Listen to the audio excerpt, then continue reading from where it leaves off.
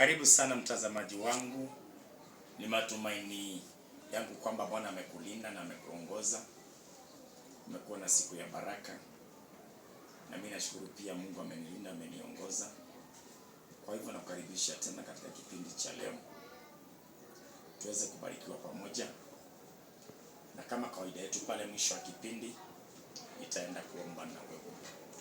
Kipindi hiki nakileta kwa sababu tuna watu wako mbali ambao hawajapata nafasi ya kusikizana na Bwana. Kwa hivyo huwa ni himizo kwa watu wengi kuwatia nguvu na kuomba mioyo ya watu izidi kuinuka kule ambao imefinyiliwa. Kwa hivyo Mungu akubariki sana na kutendea mema. Na kama kawaida yetu tunaanza na maombi. Kwa hivyo acha mtazamaji wangu tuombe ili tuweze kuanza ibada ya leo. Sialika jirani yako, alika rafiki, tuweze kusikia neno. Na Mungu atakutendea mema na atakubariki. Tuamini na tuombe. Baba, katika jina la Yesu, kwa ajili ya mtazamaji wangu na mkabidhi mbele zako, mtendee mema, ukampe amani. Naomba wema na rehema zako Roho Bwana zionekane. Ito Bwana mtakatifu wa Israeli. Baba, naomba baraka na uwezo wako onekane katika jina la Yesu Kristo. Tumeomba na kuamini. Amen. Ubarikiwe sana na Mungu akutendee mema. Mtazamaji wangu pote ulipo, popote unaponipata, wacha Mungu akuinue na kubariki zaidi na zaidi na zaidi katika jina la Yesu Kristo. Leo nataka mtazamaji wangu tuzungumzie ofisi ama roho inaitwa ya ukuhani. Ini kizungu priest. Na ukuhani nataka leo nizungumzie kwa urefu kiasi na tuelewe kama wao watu wako wanaitwa makuhani. Kuhani si pastor, si nabii, si apostle, si bishop. Kuhani ni mafuta ya Mungu. Na huwa Mungu anachagua mwenye anataka kumweka kwa ofisi ya kikuhani. Na mara nyingi sana hizi huduma zilikuwa wakati wa kina Yeremia, wakati wa kina Elijah. Hizi huduma tulikuwa nazo mtazamaji wangu. Na wakati Yesu alikuja, kwa sababu Yesu ni mwana wa Mungu, ukuhani ukaenda ukififia. Kwanza walikuwa wanachinja makuhani wa kitambo, wanamwaga damu kwa madhabahu, na hiyo ilikuwa ni ibada ya kitambo ya kabla Yesu hajakuja, ibada ya manabii. But nataka tuzungumzie ukuhani kama mafundisho, na Mungu atatubariki, atatutendea mema. Turudi kule enzi ya Musa. Mtazamaji wangu, enzi ya Musa tulikuwa na watu waliitwa makuhani, na walifanya kazi pamoja na Haruni. Maana Haruni ndiye alikuwa baba wa makuhani, ndiye alikuwa kuhani wa Mungu aliye mkuu katika nyumba ya Bwana. Na pia makuhani walifanya kazi wakiwa chini yake, na walipokuwa chini yake ukuhani ulifanyika kulingana na sheria za ukuhani, vile ukuhani unahitajika kufanyika. Kwa hivyo nataka tuzungumzie hiyo ukuhani leo, na neema ya Bwana itatutosha. Tuangalie makuhani leo ni akina nani. Tuangalie makuhani leo. Tuangalie makuhani leo ni akina nani. Na Mungu atakubariki na atakutendea mema. Kwa hivyo kitabu cha Hesabu, kwanza kabla tusome, kuhani alikuwa anateuliwa na Bwana. Na anapoteuliwa anawekwa wakfu. Atawekwa wakfu afanye ama kutiwa mafuta afanye kazi ya ukuhani.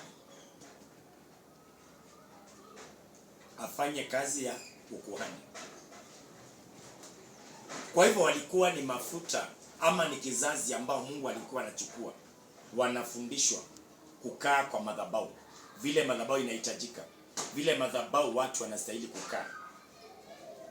Na Mungu atakubariki. Kitabu cha Numbers 3 verse 1. Mtazamaji wangu, Numbers 3 verse 1. Basi vizazi vya Haruni na Musa siku hiyo Bwana aliposema na Musa katika mlima wa Sinai ni hivi. Tena majina ya wana wa Haruni ni haya: Nadabu mzaliwa wa kwanza, na Abiu, na Elizari na Ithamari. Hao ndio majina ya wana wa Haruni au makuhani waliotiwa mafuta, ambao waliwekwa wakfu ili wafanye kazi ya ukuhani. Kisha Nadabu na Abihu walikufa mbele za Bwana waliposongeza moto wa kigeni mbele za Bwana katika bara ya Sinai. Nao walikuwa hawana wana, na Elizaria na Ithamari wakafanya kazi ya ukuhani mbele ya uso wa Haruni baba yao. Kwa hivyo hawa ni wana wa Haruni,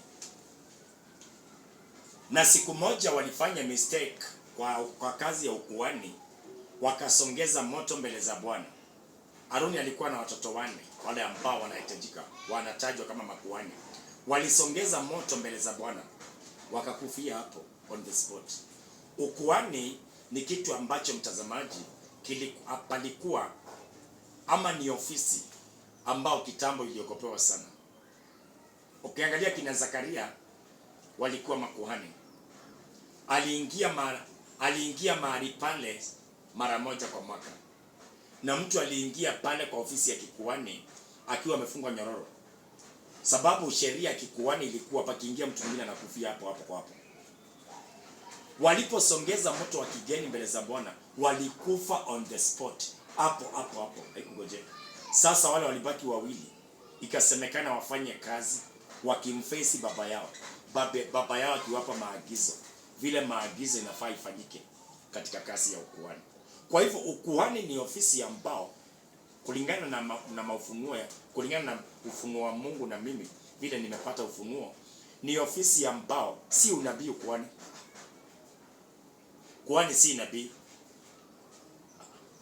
Kuhani ni ofisi ambao iko juu ya unabii. Kuhani ni mtu ako juu ya unabii. Kina Haruni, kina Zakaria, na wao kuhani waliongea na Mungu, wale akina Musa, mdomo kwa mdomo. Ndio nimeanza pale, ndio tuje kujua makuhani ni akina nani leo. Leo ni akina nani makuhani? Waliongea na Mungu mdomo kwa mdomo, kama Musa alijua Mungu uso kwa uso. Kwa hivyo ofisi ya kikuhani ukiingia pale ulikuwa ni kwenda kusikiza Bwana, si wewe unaambia Bwana.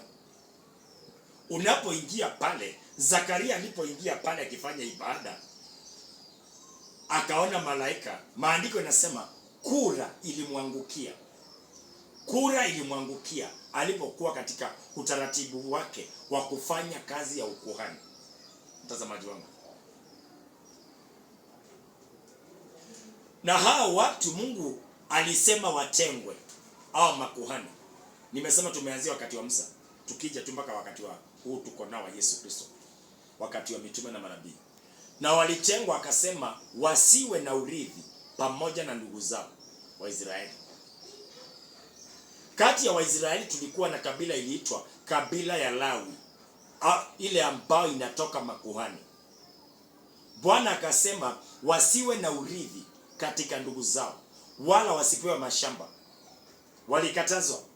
Kuhani angepewa kitu kwao, sababu Mungu alisema watakaa kanisani, pale ndio watakuwa ni shamba yao. Makuhani waliishi katika nyumba ya Bwana. Makuhani waliishi wakigojea sauti ya Bwana. Kina Zakaria waliishi pale wakigojea sauti ya Bwana. Kuhani kazi yake ilikuwa, hata ukiangalia Samueli, ukiangalia Eli, walikaa pale wakigojea Mungu anasema nini, ili waende kuelezea watu yale Mungu amesema. Hiyo hao ndio waliitwa makuhani wa Bwana. Hawakufanya kazi yote, hawakulima shamba, walikaa pale kanisani wakigojea hukumu ya Israeli, waende kutolea Israeli hukumu. Nakumbuka Waisraeli wakiambia Samueli, usiache kumulilia Bwana kwa ajili yetu, ili atuokoe na hawa Wafilisti. Samueli akachukua mwana kondoo mchanga, akamchinja. Alipomchinja, Wafilisti walikimbia, sababu Mungu alirudi kwa Israeli na akaanza kupigania Waisraeli. Kwa hivyo walikuwa waamuzi. Mungu alipoumba Waisraeli hawakuwa na mfalme. Mungu ndiye alikuwa mfalme wa Israeli. Kwa hivyo yule mtu alikuwa anaweza ongea na Mungu aliitwa kuhani. Ndiye alitumwa kwa Israeli na Mungu. Na kama Waisraeli walikuwa na shida, walikuja kwa nabii ule anaitwa kuhani. Walipokuja kwake, naye anaenda kuuliza Bwana. Anapoenda kuuliza Bwana, anawaletea majibu. Anawaletea majibu. Hao ndio waliitwa makuhani wa Bwana. Makuhani wa Bwana. Tunaona hawa waliposongeza moto wa kigeni wakakufa mbele za Bwana.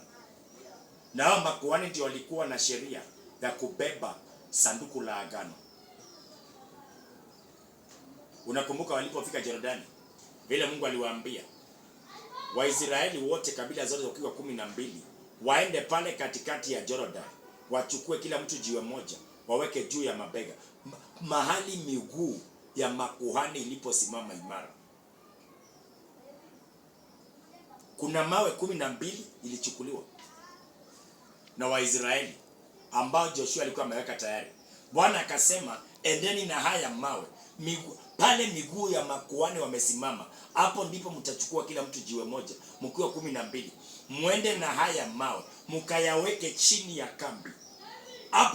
Hapo watoto wenu watakapouliza maana ya mawe haya ni nini, mtawaambia maji ya Jordani yalitindika mbele ya sanduku la agano, na mawe haya yatakuwa ni ukumbusho kwa watoto wenu milele.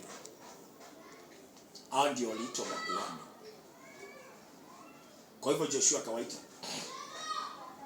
wale watu 12 alikuwa amewaweka, wakachukua kila mtu jiwe moja, wakawekelea juu ya mabega, wakaenda na haya mawe mahali pale watalala. Kisoma Joshua chapter 4 nazungumzia hiyo. Kwa hivyo waliposongeza moto wakafa mbele za Bwana. Na unakumbuka wakati Daudi alichukua sanduku la agano, Usa alipokaribia ile sanduku aligongwa akapa hapo kwa hapo. Sanduku la agano haikuguzwa na kila mtu isipokuwa wenye wameteuliwa. Hata ikionekana ni hii hapa, wale watu walikuwa wamewekwa mafuta kwa ajili ya sanduku la agano, wao ndio walibeba, na wao ndio walikuwa na ruhusa ya kuingia mahali kuna sanduku la Bwana. Hapa kuingia kila mtu, ilikuwa inaua watu ya sanduku. Unakumbuka Usa alipoona ng'ombe ni kama sanduku linataka kuanguka, akakimbia shikilia, ilimgonga hapo kwa hapo, akakuwa maiti. Tulikuwa na makuhani, na nataka nizungumzie leo ni kina nani. Twende laini nyingine ya makuhani. Kazi ya kuhani ni nini? Kitabu cha Luka. Kazi ya kuhani ni nini? Hata Hebrews anazungumzia. Ile hebu tusome Luka kidogo. The book of Luke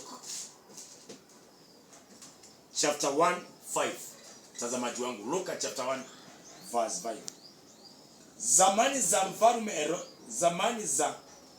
zamani za Herode mfalme wa Wayahudi, palikuwa na kuhani mmoja jina lake Zakaria wa zamu wa Abia, na mkewe alikuwa mmojawapo wa wazao wa Haruni, jina lake Elisabeti. Na wao wote wawili walikuwa wenye haki mbele za Bwana, wakiendelea katika amri zote za Bwana na maagizo yake bila lawama. Nao walikuwa hawana mtoto, maana Elisabeti alikuwa taza, na wote wawili ni wazee sana. Basi ikawa alipokuwa akifanya kazi ya ukuhani katika taratibu ya zamu yake mbele za Bwana, kama ilivyokuwa desturi ya kuhani, kura ilimwangukia katika hekalu la Bwana ili kufukiza uvumba. Tufike hapo tu. Alikuwa anaingia mara moja tu kuhani mkuu kwa mwaka, na akiingia Waisraeli walikuwa na mngojea nje mahali patakatifu. paliingiwa mara moja.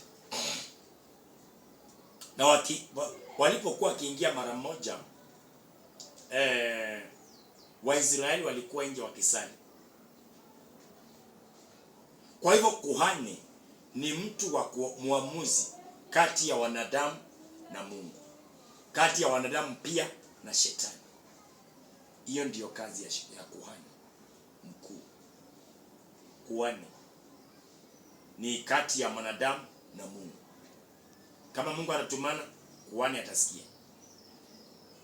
Kuhani akisikia, ataletea watu ujumbe. Akiletea watu ujumbe, watafanya vile Mungu amewasema wafanye. Unakumbuka Israeli ilifika siku moja wakapoteza vitu mbili. Leo tunazungumzia kuhani, mtazamaji. Vitu mbili zikapotea. 1, wakapoteza madhabahu. 2, wakapoteza kuhani. Hizi vitu mbili zilipopotea, Bwana akanyamaza. Bwana akanyamaza. Kwa sababu gani? Kwa sababu laini mbili ndio zinaweza lete connection na mwanadamu hapa duniani: madhabahu na kuhani. Mchungaji, madhabahu na mchungaji ndio inaweza leta vitu bila hapa duniani. Kwa hivyo maandiko yanasemaje? Israeli waliishi bila Bwana na bila sauti ya Bwana, kwa sababu walikosa kuhani wa kuwafundisha sheria. Pia walikosa mahali pa kupeleka sadaka zao. Kwa hivyo Mungu amekisikia maombi yao, kwa sababu mwenye anaweza pokelea ile sadaka ni kuhani, na kuhani hayupo. Hebu tusikie kitabu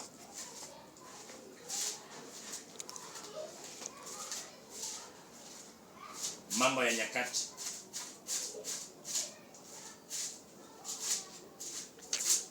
15.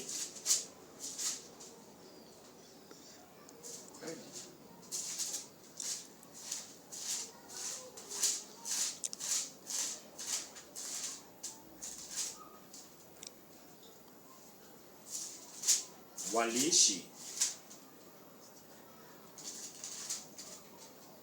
15.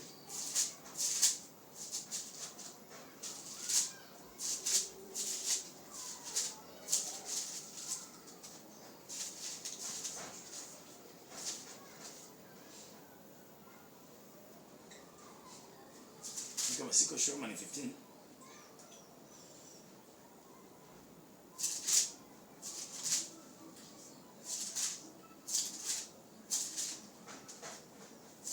Tutakuangalia maandiko, but kwa sasa tuende Samueli wa kwanza. Tutakuangalia maandiko mtazamaji, sijali. Samueli wa kwanza 9. Kazi ya kuhani ni nini? 9:5. Hata walipofika nchi ya Sufu, Sauli akamwambia yule mtumishi aliyefuatana naye, haya na turudi, baba yangu asije akaacha kufikiri habari za punda akatufikiri sisi. Naye akamwambia, tazama, katika mji huu mna mtu wa Mungu, naye ni mtu mwenye kuheshimiwa, yote asemao hutokea kweli kweli. Basi twende huko, labda yeye aweza kutuambia habari za safari yetu tunaiendea. Ndipo Sauli akamwambia mtumishi wake, lakini angalia, kama tukienda tumpelekee mtu huyu kitu gani? Maana chakula kimekwisha vyomboni mwetu, wala hapana zawadi ya kumpelekea mtu wa Mungu. Tuna nini sisi? Yule mtumishi akajibu Sauli akasema, tazama, mkononi mwangu nina robo ya shekeli. Fedha hiyo nitampa huyo mtu wa Mungu.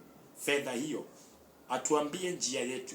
Hapo zamani katika Israeli, mtu alipokwenda kuuliza neno kwa Mungu usema hivi, haya twende kwa muonaji. Maana mtu aitwaye sasa nabii, hapo zamani aliitwa muonaji. Kazi ya kuhani ni kuangalia laini za watu na Mungu. Ama vita, kama vita, mtu amekuwa na vita. Sasa kuhani atakapoenda mbele za Mungu haombe, atapata majibu. Ni kwa nini mtu huyu ako na shida? Ndio maandiko inasema, ikiwa limeshuka neno lilo nzito kukupita wewe, waendee makuhani wa Lawi na muamuzi atakaye kuweko siku hizo. Ikiwa limeshuka neno nzito kukupita wewe, kati ya damu na damu na kati ya pigo na pigo, naye anashindaniwa katika malango yako, uondoke uende mahali atakapochagua Bwana Mungu wako. Uwaendee makuhani wa Lawi, uwaendee makuhani wa Lawi na muamuzi atakaye kuweko siku hizo. Umuulize, naye atakuonyesha hukumu ya haki. Na hapo tunaambiwa fanya sawa sawa na sheria aliyekuambia mahala pale atakapochagua Bwana. Kwani kazi yake alikuwa Mungu amemuinua kwa ajili ya watu. Ni mafuta ambao ni ya kuletea watu msaada. Kama wako na shida, anawaombea, wanaponywa. Kama nchi imeingia shida, kuhani akienda mbele za Bwana anaomba, nchi inapona. Kama Waisraeli wameacha njia za Bwana, Mungu anamtuma, anamwambia, ambia Waisraeli wameniacha. Wakirejelea Bwana, kuhani alikuwa anawaombea, Mungu anasikia maombi yao. Hiyo ndiyo kazi ya kuhani. Kama mtu amepitia dhiki kabisa na akaenda mbele za Bwana, kuhani akimuombea tu, inawezekana mtu yule apone na apate amani. Kwa hivyo ilikuwepo toka wakati wa Haruni, wakati wa Eli, wakati wa Samueli, wakati wa manabii, makuhani walikuwa na hata leo wako. Ni kwa nini walipotea? Kwa sababu wakati Yesu alikuja tulikuwa na mitume, lakini unaona baada ya Yesu kupeana mitume, hakuacha manabii nyuma. Maanake sasa maandiko yanatuambia mtu yule aliitwa muonaji pale kitambo anaitwa nabii sasa hivi. Aligeuzwa jina akaitwa nabii. Mtazamaji wangu, makuhani walikuwa na alikuwa anaweza akaamua kati ya mwanadamu na Mungu. Kati ya mwanadamu na Mungu, mtazamaji wangu. Kwa Mungu akubariki sana na akupe neema. Tuangalie kitabu kingine kiko hapa.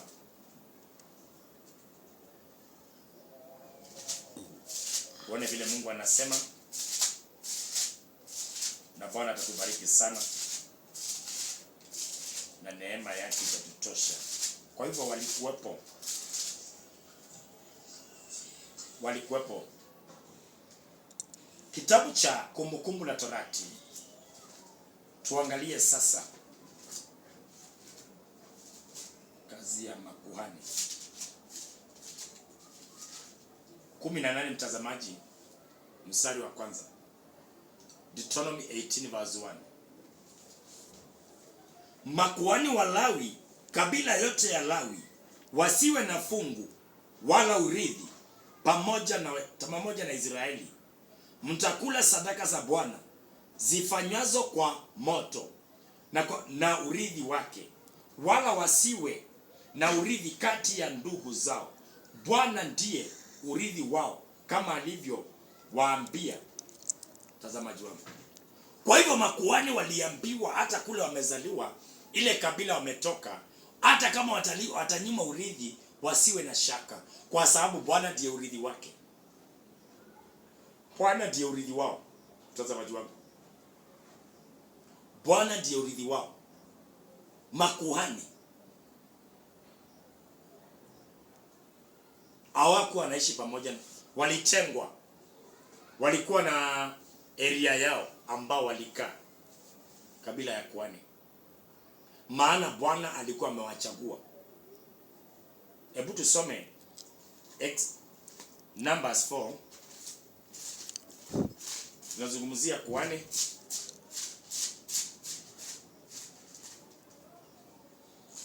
Tunazungumzia makuhani.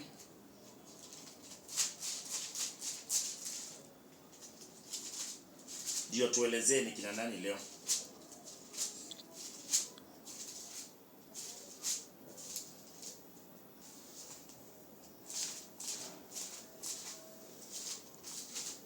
Leo hii ni kina nani?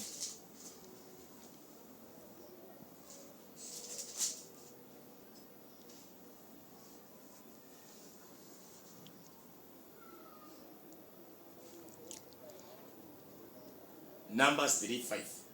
Mwenyezi Mungu alimwambia Mose, walete karibu watu wa kabila la Lawi, waweke mbele ya kuhani Haruni, ili awape majukumu la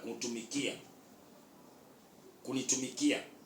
Watafanya kazi kwa niaba yake, na jumuiya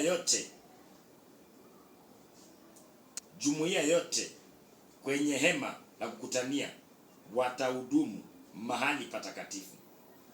Kwa hivyo akasema hivi, makuhani waletwe, wawekwe wakfu ili waweze kufanya kazi katika nyumba ya Bwana. Mtazamaji wangu, makuhani leo ni kina nani? Sasa tunaingia point, kwa sababu pia Waebrania, makuhani leo mtazamaji ni kina nani? Makuhani wa Bwana. Hebrews 5. Waebrania 5 mstari wa kwanza. Biblia yangu inasema hivi: kila kuhani mkuu ambaye amechaguliwa miongoni mwa watu amepewa jukumu la kushughulikia mambo ya Mungu kwa niaba ya watu, kumtolea zawadi na tabiko kwa ajili ya dhambi. Madamu yeye mwenyewe ni mdhaifu, anaweza kuwatendea kwa huruma, wala asijue kitu na wanaofanya makosa, kwa sababu anapaswa kumtolea tabiko si tu kwa ajili ya watu, bali pia kwa ajili ya dhambi zake mwenyewe.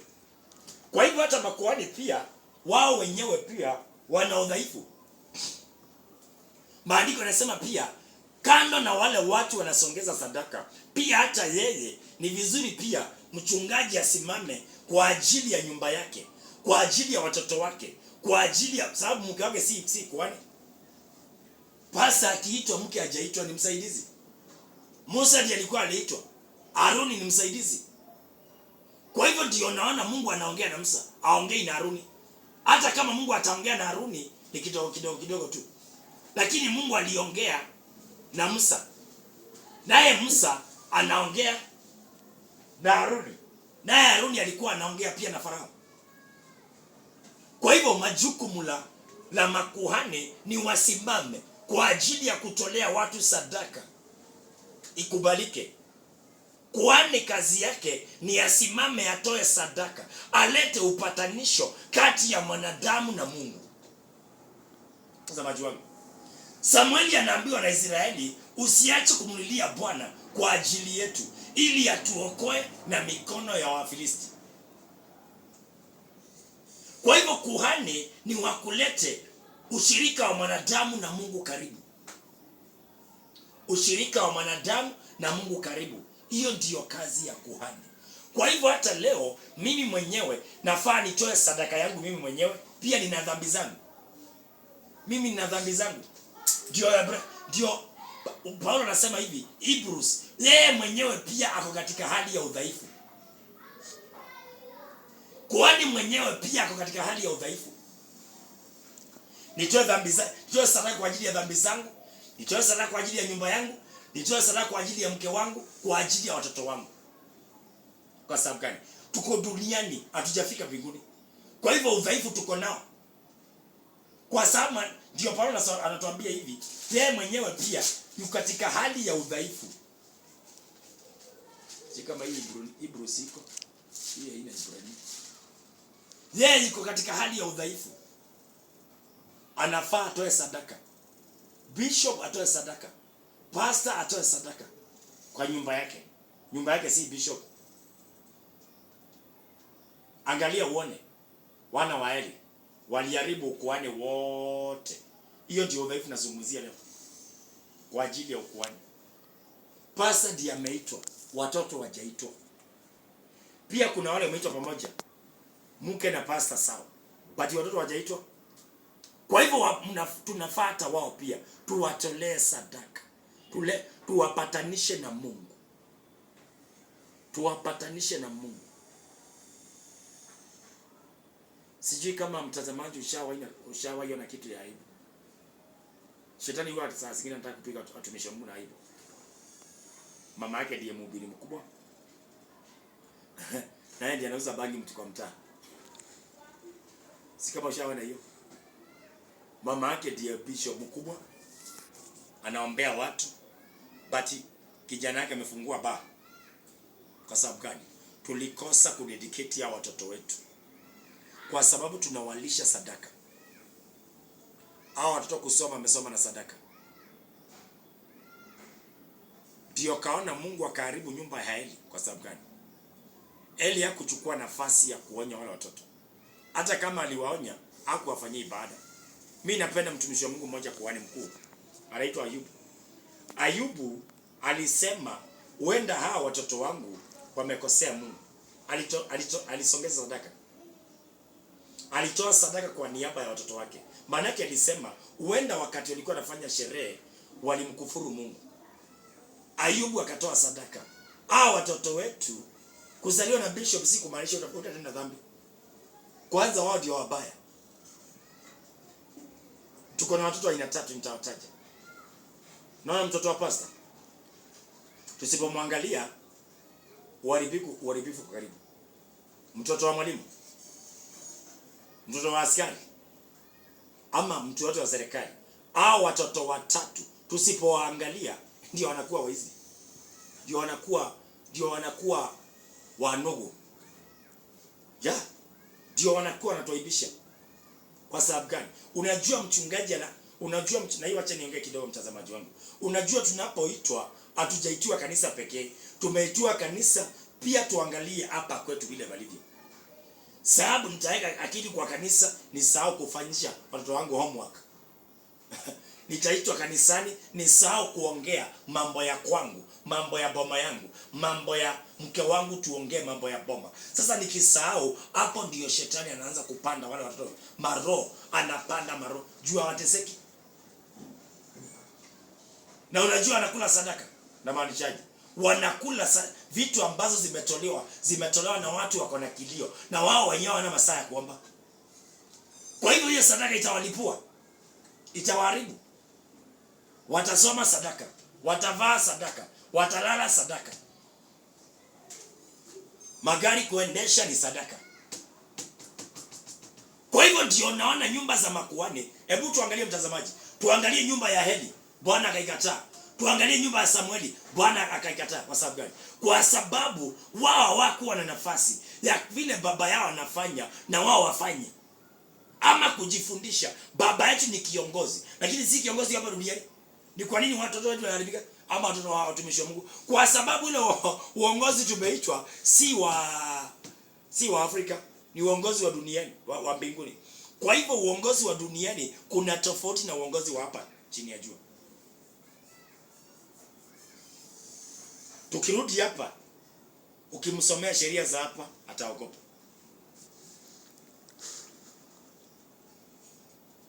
Makuhani wasiwe na fungu wala sehemu pamoja na Waisraeli, watakula sadaka za Bwana. Na hii ni haki. Sijasoma hiyo. Ukisoma Numbers, iendelea hapo chini. Kutoka 1 mpaka 9 mpaka 8 inazungumzia ile haki ambao kuhani anafaa apewe. Ile haki ya kuhani kwa Waisraeli anafaa apewe, mtazamaji wangu. Kwa hivyo tumeona kuhani ni mpatanishi kati ya mwanadamu na Mungu. Samueli wa kwanza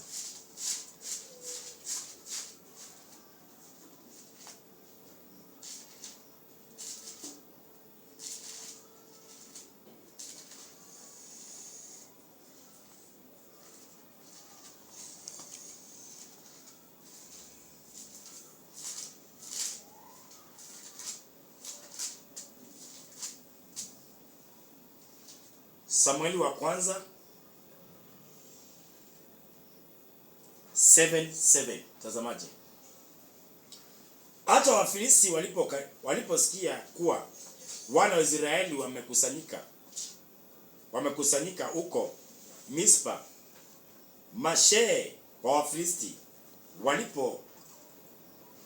walipanda juu ili wapigane na Israeli. Nao Waisraeli waliposikia wakaogopa Wafilisti. 8. Wana wa Israeli wakamwambia Samueli, usiache kumlilia Bwana Mungu wetu kwa Mungu wetu. Wana wa Israeli wakamwambia Samueli, usiache kumlilia Bwana Mungu wetu kwa ajili yetu, kwamba atuokoe na mikono ya Wafilisti. 9. Ndipo Samueli akatua mwana-kondoo mchanga, akamtolea Bwana sadaka ya kuteketezwa nzima. Samueli akamlilia Bwana kwa ajili ya Israeli. Bwana akamuitikia. Hata Samueli alipokuwa akitoa hiyo sadaka ya kuteketezwa, Wafilisti wakakaribia ili wapigane na Waisraeli. Lakini Bwana akapiga mgurumo, mshindo mkubwa sana juu ya Wafilisti siku ile, akawafadhaisha nao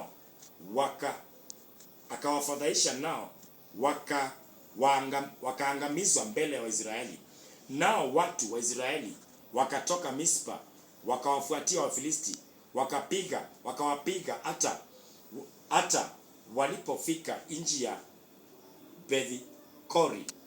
Ndipo Samueli akatua jiwe, akalisimamisha kati ya Mispa na Sheni, akaliita jina lake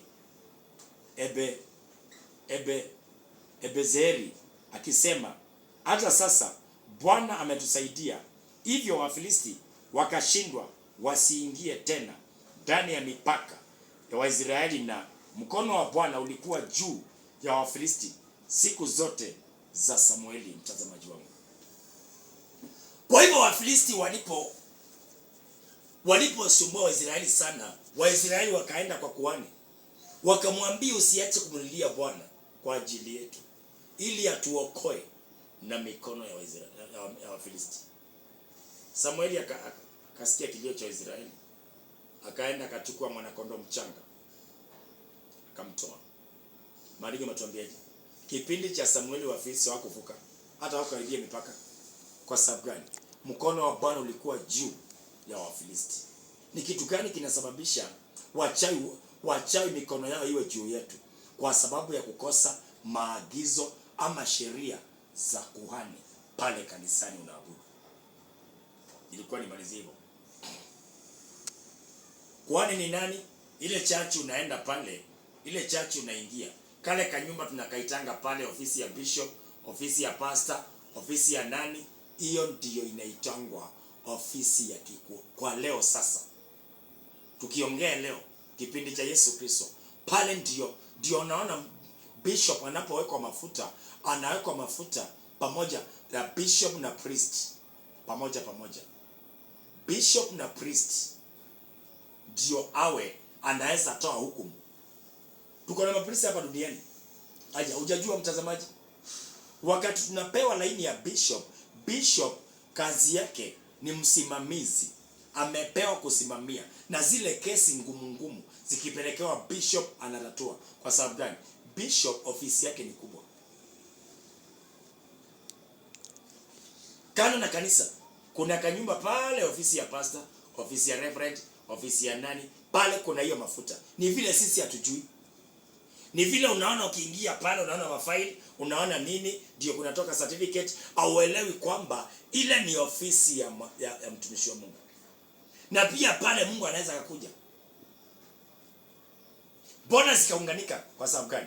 Kwa sababu wakati pasia ya hekalu ilipasuka, ibada yote mtazamaji iliunganika, ikawa kitu kimoja.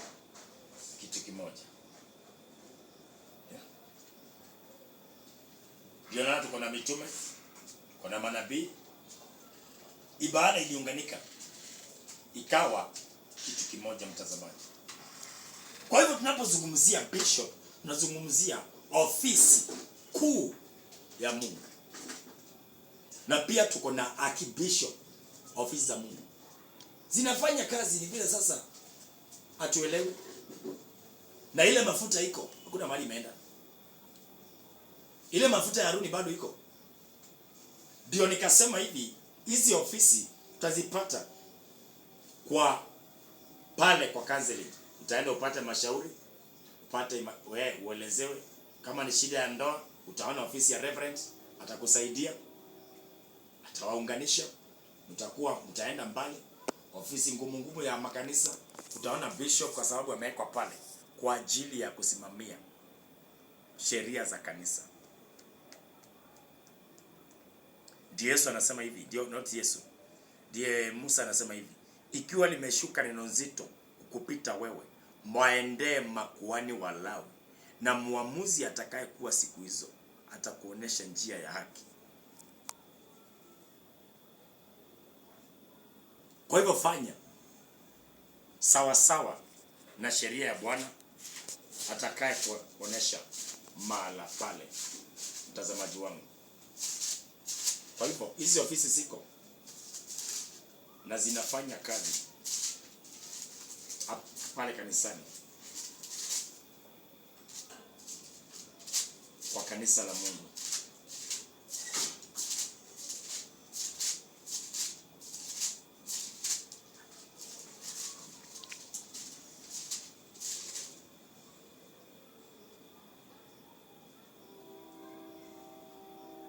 Kitabu cha Mambo ya Nyakati pale nilikuwa nisome,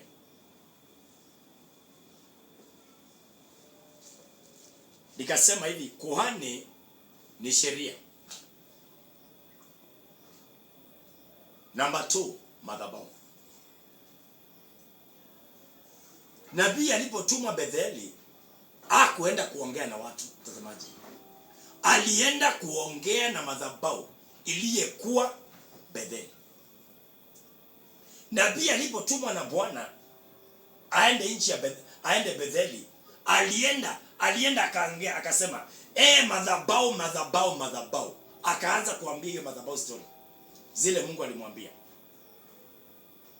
Hebu tusikie mtazamaji wangu. Nilikwambia ilifika pahali Israeli wakakosa Mungu wa kweli. Ni maandiko yametuambia, nitasoma sasa hizi. Waisraeli walikosa Mungu wa kweli. Kwa sababu gani? Walikosa kuhani, wakakosa madhabahu. Kitabu cha Mambo ya Nyakati, 2 Chronicles 15. Mambo ya Nyakati 15 verse 1, mtazamaji. Mambo ya Nyakati 15, tuanze mstari wa kwanza. Tuangalie hapa maandiko yanasemaje. Ndipo roho ya Mungu ikamjia Azaria mwana wa Obedi, naye akatoka ili kumlaki Asa. Akamwambia, nisikie Asa na Yuda wote na Benjamini. Bwana yu pamoja nanyi mkiwa pamoja naye. Nanyi mkimtafuta ataonekana kwenu, lakini mkimwacha atawaacha nyinyi. 3. Tangu siku nyingi Israeli wamekuwa hawana Mungu wa kweli. Haya. 3. Basi tangu siku nyingi Israeli wamekuwa hawana Mungu wa kweli, wala hawana kuhani afundishaye, wala hawana torati. Tufike hapo tu. Ndio nikasema kuhani anasimamia sheria za Mungu.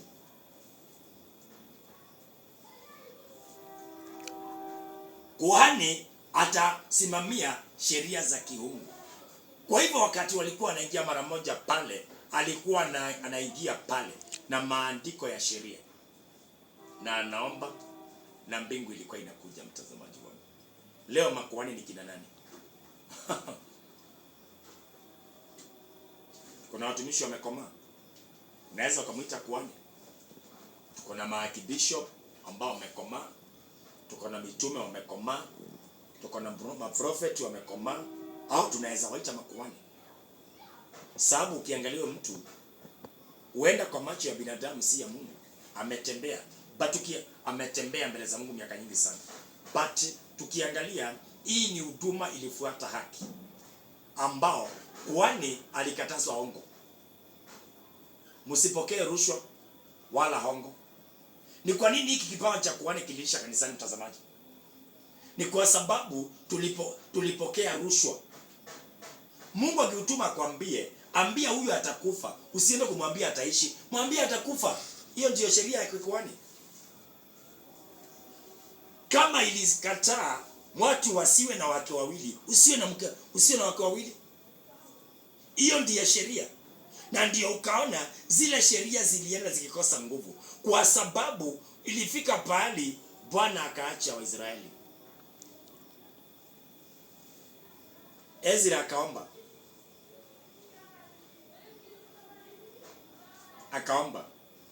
akataka ajue mbona Mungu amenyamaza. Alipoomba wakaambiwa walioa wake wa kigeni ambao si Waisraeli. Hiyo ndio ikafa. Hebu tusome kitabu, the book of Ezra. Ezra iko ipata tu.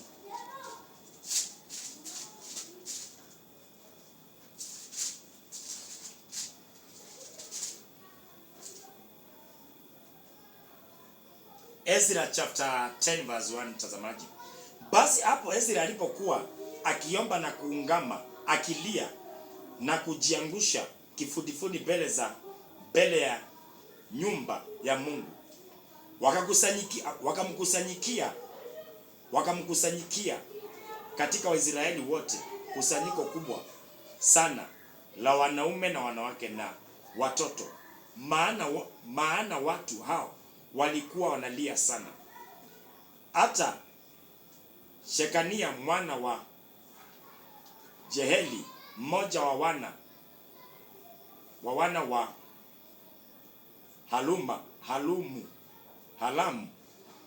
Halamu akajibu akamwambia Ezra, sisi tumekosa Mungu wetu.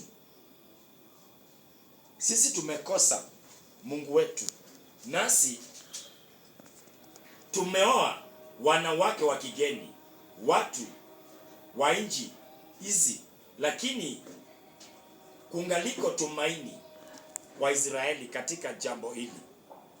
Nitaruka sababu ya muda. 10 verse 10. Kisha Ezra kuhani akasimama akawaambia, mmeoa wanawake wa kigeni, ukaongezea hatia ya Israeli. Sasa basi ungameni mbele za Bwana Mungu wa baba zenu, mkatende dhalio halipendalo, mkajitenge na hao watu wa nchi, tena na hao wanawake wa kigeni. Tufike hapo tu. Sasa hapo kuhani ulifika pahali mbingu ikanyamaza, kwa sababu wameoa kabila ambao Mungu aliwakataza wasiwaoe. Mtazamaji, kuhani ni sheria. Ukivunja moja tu, tukivunja moja tu tunalia. Hebu tuangalie kama kwa habari ya rushwa, ndio tuone hiki kipawa cha kikuhani kilikosea nguvu wapi. Kwa sababu tuliambiwa msipendelee uso wa mtu, usipokee rushwa, maana rushwa upofusha macho na ugeuza dahawa ya wenye haki. Rushwa upofusha macho. Pasta yote akipokea rushwa, ukipokea sadaka ambao si safi mbele za Bwana, unapotea. Laini ya kuona inaenda. Hasa kama laini ya kuona imeenda, mtazamaji, tutaona nini? Naelewa Paulo anasemaje wa Korintho. Anasema tangu sasa, maana Yesu amelipa yale madeni mengi sana, ama amekufa msalabani. Kwa sasa tunaona kama kioo. Tunaona kama kioo. Tunaona kama kioo. Tunafundisha ukuhani ni nzito, but Mungu anatusaidia tu. It's not easy, but neema ya Bwana itatosha.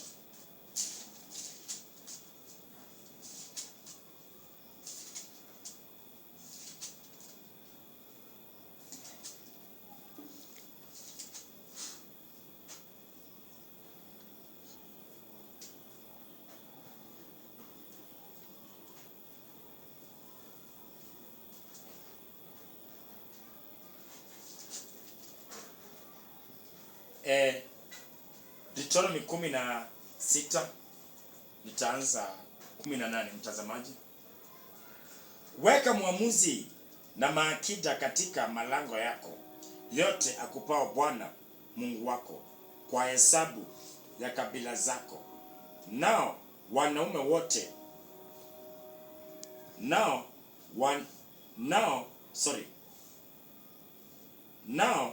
wawaamue nao wawaamue watu kwa maamuzi, si wanaume waamue watu.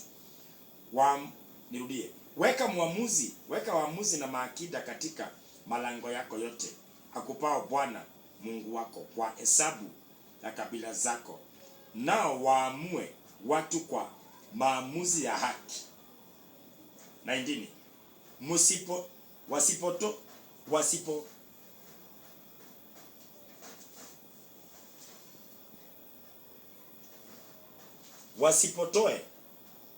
Wasipotoe maamuzi wala wasipendelee uso wa mtu. Wasitue rushwa, kwa kuwa rushwa upofusha macho ya wenye haki na ugeuza dawa ya wenye haki. Sasa hiyo ndiyo kimetukula sisi watumishi wa Mungu. Nimeingia kanisani sasa. Rushwa upofusha macho.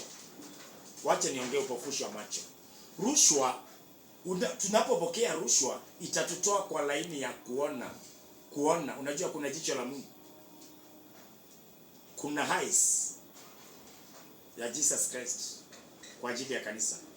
Macho yake utazama mbali, hiyo jicho ya Yesu Kristo.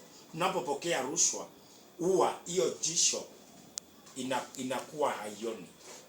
Tunapofusha hiyo jicho la Yesu Kristo, ama ule mwangaza wa kuona, ile taa ya Mungu. Wacha nitumie mtazamaji, hiyo taa ya Mungu ya kuona huwa inakuwa giza, na ikiwa giza hasa tutaingia kwa uongo, kwa sababu hatuoni.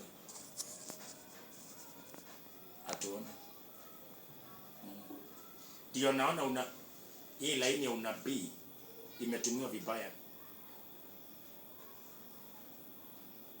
Unabii, mimi sipigi mtu na siingilii huduma mtu. Nikufundisha habari. Unabii huwa unakuja, mtazamaji wangu, unabii huwa unakuja kwa manufaa ya mbingu. Vile naelewa mimi, unabii unakuja kwa manufaa ya mbingu, si manufaa ya mwanadamu. Na kama unabii utakuja, utasaidia wenye Mungu anataka usaidie, na utaacha wenye Mungu anataka uache. Kitabu cha Luka kinasemaje? Huyu amewekwa kuinuka kwa wengi na kuanguka kwa wengi katika nyumba ama Israeli, katika nyumba ya Bwana. Huyu nabii amewekwa kuinuka kwa wengi na kuanguka kwa wengi. Unakumbuka kuna mahali Yesu alisema hivi, Yohana, nafundisha ukwani. Kuna mahali Yesu alisema hivi, alikuja, hata mimi nilisuka sana niliposoma, alikuja kwa wale wanaoona wawe vipofu na wasioona waone. Ndio hiyo sasa. Unabii uinuka kwa wengi na uangusha wengi. Alikuja kwa wanaoona waache kuona na wasioona waone. Alimaanisha hivi. Huyu amewekwa kuwa nabii. Hebu tusome niache kuongea hivi.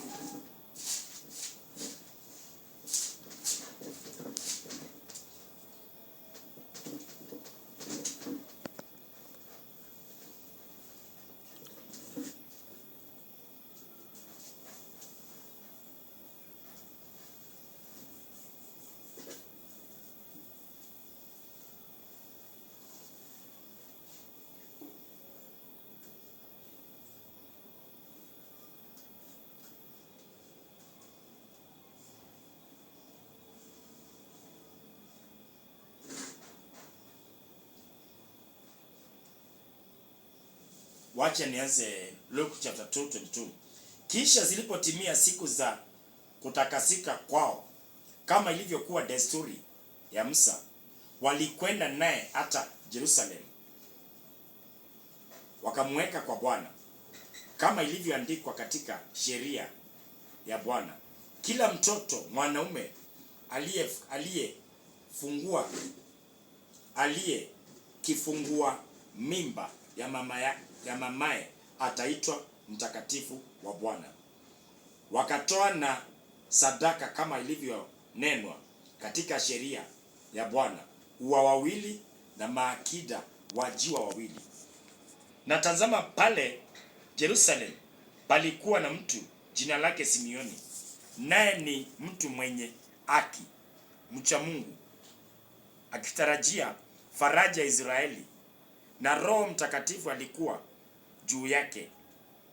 Naye alikuwa ameonywa na Roho Mtakatifu ya kwamba hataona mauti kabla ya kumwona Kristo wa Bwana. Basi wakaja hekaluni wakiongozwa na Roho,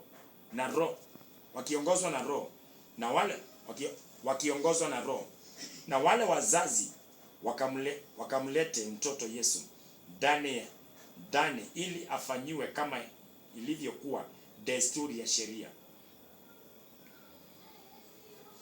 Na yeye mwenyewe alipompokea mikononi mwake, akamshukuru Mungu akisema, Sasa Bwana, mruhusu mtumishi wako kwa amani, kama ulivyosema, kwa kuwa macho yangu yameona wokovu wako uliowekewa tayari machoni pa watu wote, nuru ya mwangaza wa mataifa, na kuwa utukufu wa watu wako Israeli.